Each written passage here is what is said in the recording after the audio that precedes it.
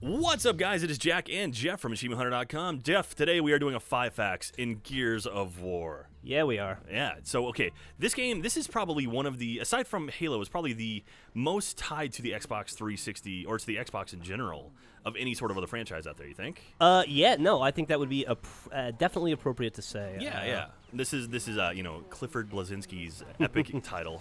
Get it, epic title. Following Marcus Phoenix around in the what world are they in? Like Sarah? Sarah, yeah, that's right. The planet Sarah with the locusts and like the whole story, like should have Marcus checked and Dom. when you were colonizing the planet. Might have wanted to check to see if it was hollow.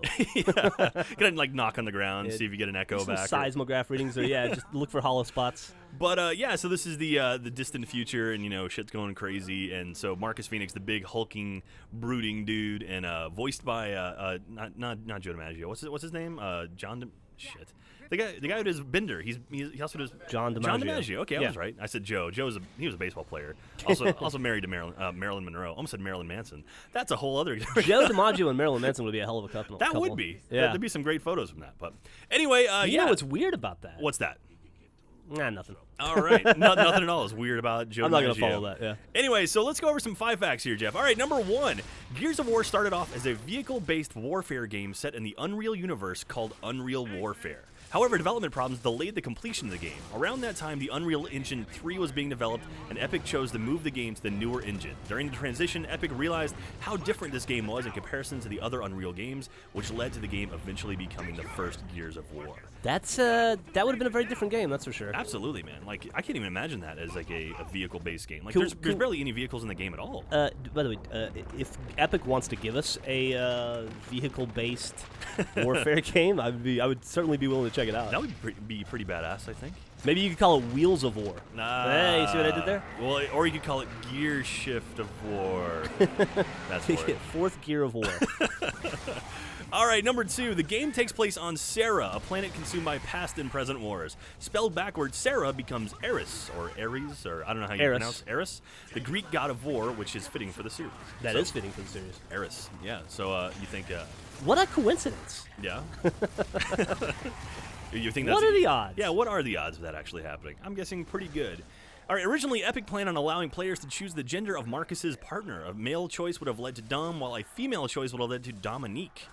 This was scrapped, and players would not get a chance to play a female character until Gears of War 3. And a bonus fact, Lieutenant Kim from the first Gears of War was also written as a female supporting character at first.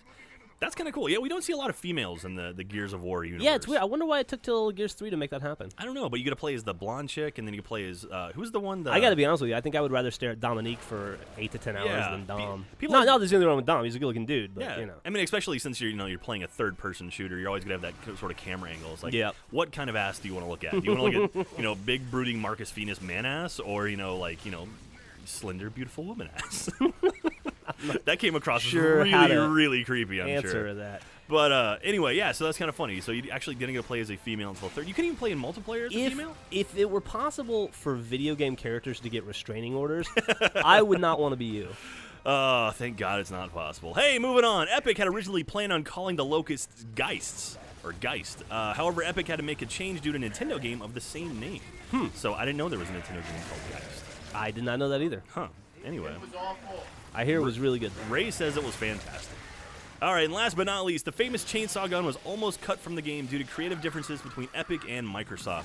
Fortunately, Epic fought to keep it in the game. And what is Gears of War without the Lancer, the chainsaw gun? I mean, that thing is... it's the game, dude. The first time you get the melee kill, like that assassination where you just slice the guy right in half, it's like... Yeah, this is definitely a different kind of game. I remember when they were talking about multiplayer in the first game and the headshots, and Cliffy B was talking about how people's heads should explode, and he's always been very intense about that. And it's kind of cool to see not a showrunner, but someone actually sort of taking a franchise and watching it from 1, 2, and 3. And if there is going to be another one, he'll have a hand in it, I'm sure, but he's not going to be running it again, right?